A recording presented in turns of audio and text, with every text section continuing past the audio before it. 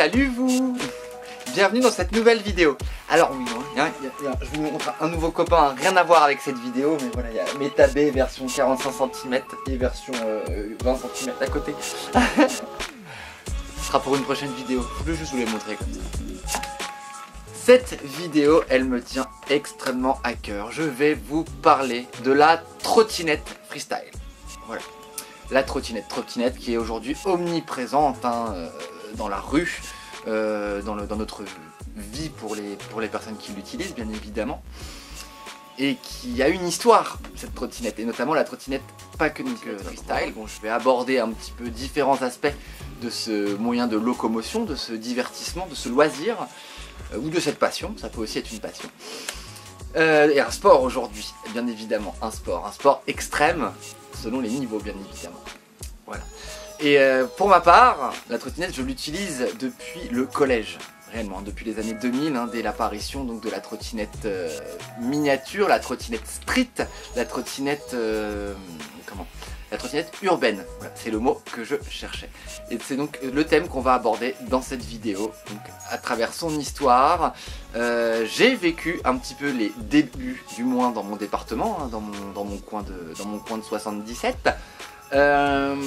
Les débuts un petit peu de la trottinette freestyle, des premières associations, les premiers setups, les premiers customs, on commençait à modifier nos trottinettes, les premières grosses compétitions, contests, il y avait ce qui se passait pas à Melun, qui se passait pas dans le 77, mais il y avait des personnes qui faisaient partie de cette sphère, Bibito, Thomas, Baltepi, Delos, tout ça c'est peut-être pas des noms qui vous disent grand chose pour l'instant, pour les tontons et tata rideuses, peut-être que vous connaissez, mais il y a une old school de la trottinette et je suis là pour vous raconter tout ça, voilà, parce que je l'ai vécu un petit peu de l'intérieur, à savoir, voilà, comme je vous l'annonçais, donc dès les années 2000, c'est l'apparition donc de la trottinette urbaine, la trottinette en métal, des marques que je citerai souvent dans cette vidéo, les marques JD Bug, voilà, ou la marque également Micro, voilà, qui sont les deux marques vraiment prédominantes à l'époque, qui ont fait des trottinettes qualitatives, durables, et je fais un petit clin d'œil au passage parce que c'est des trottinettes sublimes, je les ai encore aujourd'hui. Voilà, je vous les montrerai juste après. J'ai refait quelques petits tricks, j'ai arrêté les tricks après un accident que je vous raconterai dans cette vidéo. Complètement bête l'accident, c'est jamais très intelligent. Les accidents en ride, c'est tout souvent on veut faire une bêtise ou quelque chose d'un petit peu hors limite. Bref, passons, je vous raconterai ça.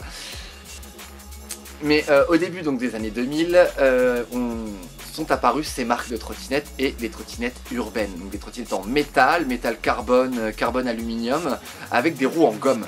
Voilà, et non pas des roues des roues pneus, comme on avait pu le voir dans les anciennes trottinettes, trottinettes pour enfants ou pour le loisir vraiment.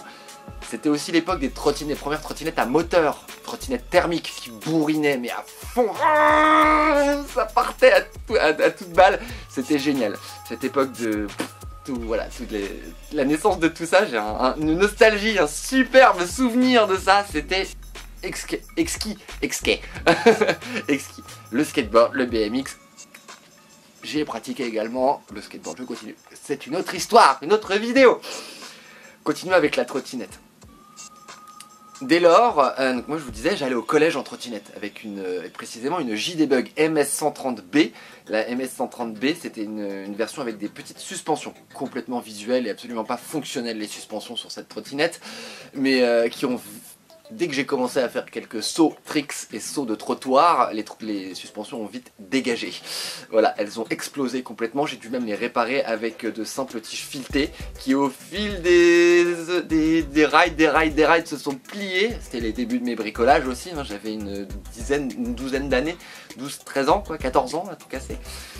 Je commençais à bricoler ma trottinette et j'énonce un point extrêmement important.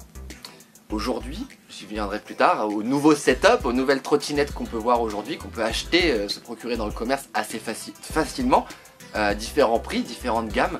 Mais à l'époque, on est dans les années 2005, 6, entre 2006 et 2000, les trottinettes freestyle anglicisme, les trottinettes freestyle n'existent pas. Il faut tout fabriquer soi-même. Absolument tout. Et aujourd'hui, les roues full metal core wheel, donc metal core wheel plus exactement, hein, les roues métalliques avec une jante en métal et une gomme spéciale pour le riding et pour le freestyle, pour les tricks. Aujourd'hui, c'est monnaie courante, on les achète dans tout magasin, Decathlon même aujourd'hui. Tout magasin, c'est accessible. Mais à l'époque, c'était introuvable.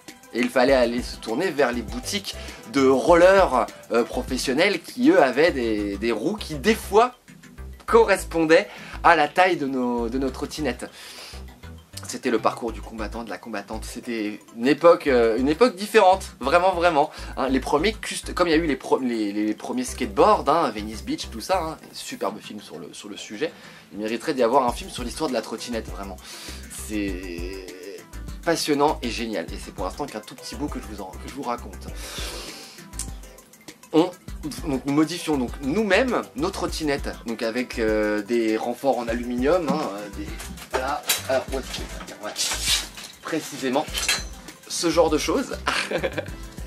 Voilà, des gouttières en aluminium que l'on mettait donc sous le deck, donc sous le plateau de la trottinette. Hein, on refaisait donc des trous pour faire passer les axes des roues.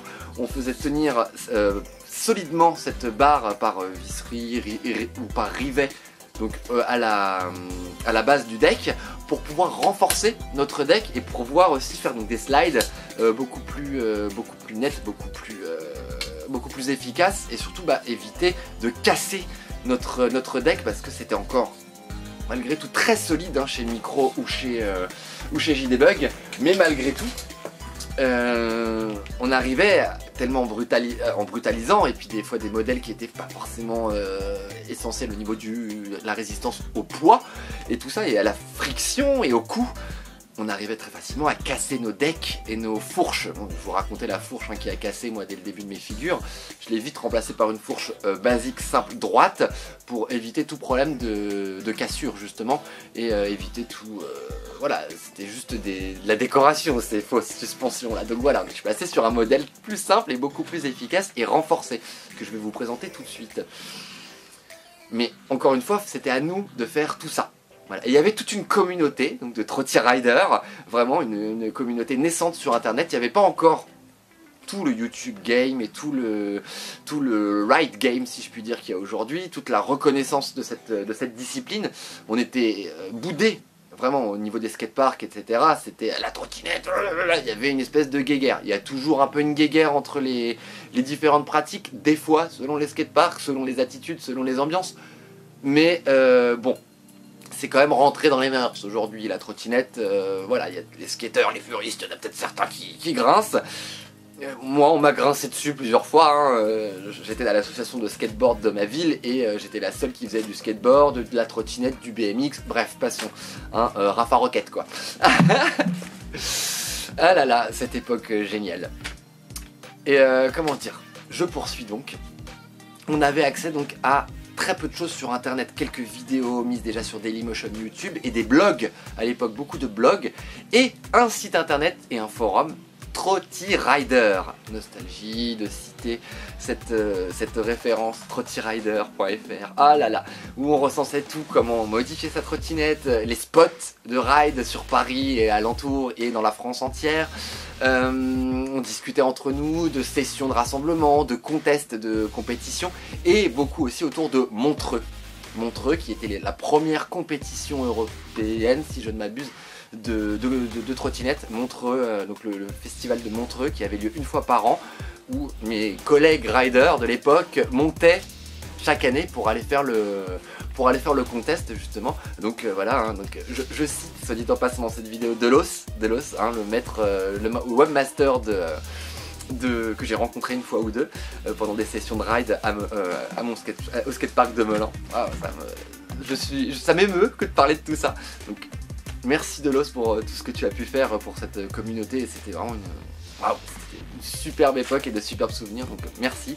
Et je salue au passage, si vous voyez cette vidéo, mes chers collègues de l'époque, Maxime Legrand, Jean-Dive, Balthazar, Tepi, Voilà, un petit peu aussi, Bibito aussi, hein. Je sais pas, je pense pas que ce sont des noms qui sont restés, il y en a peut-être qui ont développé un peu, qui ont participé au développement de la trottinette, il y en a peut-être qui verront, comme je le dis, cette vidéo, et voilà, moi c'était une nostalgie pour toutes ces personnes qui, comme je vous disais, voilà, bourlinguaient énormément, se baladaient, voyageaient beaucoup dans la France pour développer tout ça. Il y en a même qui étaient un petit peu en technologie des matériaux et qui essayaient déjà de développer leur propre roue, leur propre modèle de trottinette. Voilà, je vais vous montrer. Et la trottinette, c'était aussi, donc, comme je vous disais, on voyageait énormément en Île-de-France, on bougeait beaucoup pour aller à un spot, à un skatepark, quelque part, un petit peu, ça, tous les week-ends, on bougeait beaucoup. Et donc la découverte de la banlieue et des transports, un petit peu RER A, RER D, dans tous les sens, à traverser Paris en long, en large, dans tous les sens pour découvrir de nouveaux endroits. C'était vraiment de superbes aventures, ça, de ce côté-là. Et puis j'avais 14-15 ans à peine. Donc voilà, 14-15 ans, déjà à bourlinguer à droite à gauche dans le département, dans la région. Voilà, donc c'était quand même, c'était top. C'était top. Et c'est de superbes souvenirs, vraiment de superbes souvenirs de ce côté-là. Paris est vraiment très fourni, et de plus en plus, de moins en moins, certains spots ont dû disparaître aussi, a toujours été un peu une source. Les grandes cités, hein, les grandes villes ont toujours été de grandes sources de spots. Donc les spots, c'est un endroit qui n'est pas fait pour le ride, pas fait pour faire des figures, mais qui offre des possibilités inattendues. Voilà. Un spot, voilà, un endroit, un muret, un mur, une pente, un revers d'œuvres d'art ou je ne sais quoi. Voilà, ce n'est pas rare que des installations urbaines nous procurent des agrès pour le sport, pour les sports de glisse. Voilà. Est-ce que j'ai tout dit ?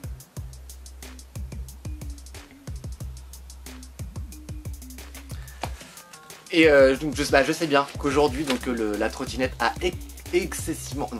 a beaucoup évolué, et que donc, au niveau des matériaux, donc des setups, de la construction des trottinettes, hein, je vous en mets quelques-unes ici, mais voilà, les riders d'aujourd'hui les connaissent bien, ces modèles-ci. Les marques aussi, il y a beaucoup de marques, des compétitions, du sponsoring, ça a complètement explosé, au même titre que le skateboard, ou encore le BMX, ou encore peut-être un peu moins le roller. Voilà, bon, c'est des choses qui sont reconnues et qui sont représentées au X Games, voilà, dans les grandes compétitions, qui ont été admises dans la pratique sportive, et qui ont été reconnues, qui ne sont plus juste un loisir ou un petit divertissement. Voilà. Ah là là, j'adore la trottinette, vive la trottinette. Vive le ride, pour toujours, ride forever. Voilà, je vais vous montrer tout de suite les modifications qu'on apportait donc à nos trottinettes. Alors, me voici avec ma JDBug, la toute première JDBug. Alors je vais essayer de vous la montrer. Je ferai une view après voilà, où vous la verrez mieux. Mais voilà. Alors on va commencer par le haut comme ça. Pour commencer, déjà on changeait les poignées, mettant des poignées de BMX beaucoup plus solides, avec des bouchons vissés par compression, qui permettaient donc du coup que la poignée ne bouge pas pendant le ride, parce que ça c'est insupportable et extrêmement dangereux aussi pour les réceptions et tout ça. Elle n'est pas très renforcée à ce niveau-ci, j'aurais pu la renforcer un peu plus, mais le modèle JDBug MS130B était déjà très solide à cette époque et très efficace pour mon niveau. Voilà.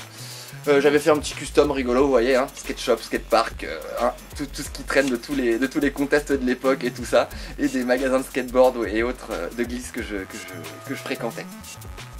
Double collet de serrage, vous voyez, j'en avais mis deux d'une autre trottinette récupérée pour que ça vienne serrer plus, pour que ça vienne être plus renforcé, encore une fois. Au niveau du rotor, c'est un rotor de BMX. J'ai enlevé les roulements de l'époque, les JDBug d'origine, pour mettre un rotor de BMX qui s'adaptait au niveau du diamètre, pour avoir voilà, cette rotation impeccable. Ensuite, on en retirait tout le système de pliage qui risquait soit de se plier, soit de se casser, pendant un tricks, voilà, et qui était donc très dangereux de conserver pendant le ride, un petit peu freestyle, un petit peu ardu, si je puis dire. Voilà. Et je vous parlais des renforts dessous, vous voyez, sous celle-ci j'en avais même mis ici et là, c'est-à-dire que j'ai fait je les ai chevauchés, je les ai vraiment chevauchés, je les ai mis comme ça. Voilà. En couture anglaise. Aujourd'hui moi qui suis couturière, voilà. J'avais mis donc deux renforts en alu pour que ma trottinette soit complètement renforcée. Là je vous le montre ici, je sais pas si vous l'apercevez. Voilà, complètement renforcée et qu'elle soit impeccable pour tout ce qui est slide, sur voilà, tout ce qui est slide et puis tout ce qui est aussi se poser sur les copings, sur les bords et half-pipe et des plans inclinés. Voilà, pour les réceptions c'était vraiment nickel. Voilà, et pour terminer, donc la fourche dont je vous parlais qui a été remplacée par une fourche prise d'une autre trottinette JDBug, hein, voilà, que j'avais acheté en brocante ou je ne sais quoi. Aujourd'hui je m'en suis procuré, j'en ai 5 ou 6 sous le coude des JDBug parce que ça ne vaut rien aujourd'hui, les gens s'en débarrassent alors que c'est des petits bijoux de conception, vraiment. Le métal qu'ils utilisent pour fabriquer leur trottinette est extrêmement résistant et c'est des petits modèles increvables. Voilà. Et pour finir, les roues par contre sont des modèles importés, j'avais chopé ça sur une JDBug plus récente, des années 2010, voilà, 2010-2015. Du coup ils commençaient déjà à faire des modèles plus freestyle, plus voilà, ils avaient déjà compris le fonctionnement et l'engouement qu'il y avait pour tout ça et le développement qu'il fallait en faire. Donc du coup ils avaient déjà fait des Metal Core Wheel, voilà, en 2010. Mais je le répète, dans les années 2000-2006 jusqu'à avant 2010 en tout cas, très très compliqué de se procurer des Metal Core Wheel, ces fameuses roues, voilà, Micro les vendait mais à prix d'or, vraiment c'était extrêmement cher et il fallait les commander en Suisse. Très très compliqué, une superbe période n'empêche quand même de conception, de réflexion, de trouver des solutions pour renforcer son ride. Et vous voyez, hein, elle est toujours là. Voilà, alors bon, j'ai arrêté de rider, de faire des figures, je veux dire, j'entends, parce que j'utilise une trottinette de déplacement tous les jours et j'essaie de conserver une certaine aisance, voilà, un certain style dans ma pratique de la trottinette de déplacement. Je continue à faire du skateboard, mais j'ai dû arrêter les figures après une clavicule. Voilà, pardon pour le Star Wars. Une clavicule cassée du coup, et rien à voir avec le ride. J'étais en pleine cambrousse et des collègues m'ont dit ah, tu veux pas qu'on te tire derrière la moto en trottinette? Bah oui, bien sûr qu'il faut le faire. Non, pas du tout. C'était dans une montée, ils m'ont tiré. Je tenais la trottinette à une main et une autre personne me tenait la main derrière la moto. Vous voyez le setup. Ça n'a pas tenu 10 mètres, hein, voilà, et allant trop vite pour moi, la trottinette s'est barrée et j'ai atterri sur l'asphalte, sur la clavicule. Passons. Voilà, et ça m'a un petit peu calmé. Voilà. Un autre aspect aussi, c'était vous savez, il faut en imposer dans les skateparks et tout ça. Il faut absolument montrer qu'on en a dans le beat, quoi, et qu'on sait faire des tricks, tout ça. Ça, c'est une attitude et une atmosphère, moi, qui me pesait beaucoup à l'époque. J'étais pas particulièrement en confiance, comme aujourd'hui, si je puis dire. Et voilà, donc moi, je me sentirais plus d'y retourner aujourd'hui. Voilà, avec ma pratique, mon plaisir, j'ai bien sûr compris qu'il faut exclure tout ça. Faut exclure c'est qui le plus fort, c'est qui la plus forte, ce concours là, c'est pas pour moi une bonne compétition. La compétition elle doit être avec soi-même.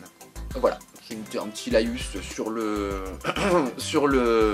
un petit laïus sur le comportement un petit peu à adopter en skatepark et tout ça. Mais bon, voilà, une façon de voir les choses un petit peu, c'est ma vision, ça me regarde si j'ose dire. Continuer un petit peu. Donc comme je vous disais, donc avec toute cette petite communauté naissante, les sites internet, les blogs, tout ça a fini donc bien sûr par se développer, voilà, hein, pour devenir ce que c'est aujourd'hui. Voilà donc la trottinette d'aujourd'hui, à savoir donc plusieurs marques de trottinettes, je les connais même pas, hein, je suis pas connaisseuse de tout ce qui a suivi cette période du début. Si je puis dire, hein, je suis une tata rideuse, voilà, à l'ancienne. Je n'arrive même pas à rider avec les setups d'aujourd'hui. Voilà, je sais que les guidons ou les potences comme ça n'existent plus. Maintenant c'est d'une seule pièce. Je le sais bien. J'ai eu plusieurs fois l'envie de m'en procurer.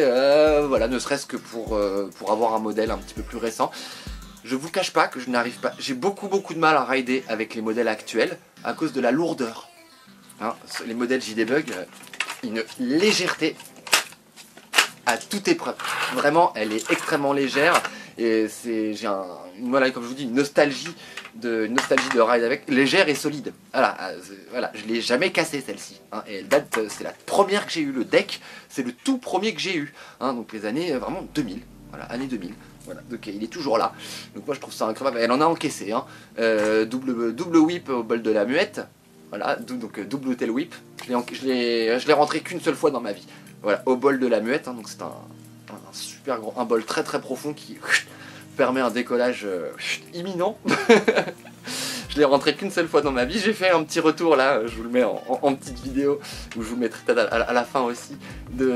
J'ai fait quelques petits tricks là pour rigoler, essayer d'enchaîner un petit bar spin, un petit tail whip, un petit 180, 360. Là j'ai pas ce qu'il faut là tout de suite, je me suis pas assez échauffé, réentraîné. Ça fait trop longtemps. Et ouais, petite appréhension aussi. Mais je sens que voilà, avec un petit peu de... Il y a possibilité, en tout cas, de s'y remettre. Aussi depuis mon opération, je n'avais pas remis le pied sur une trottinette freestyle.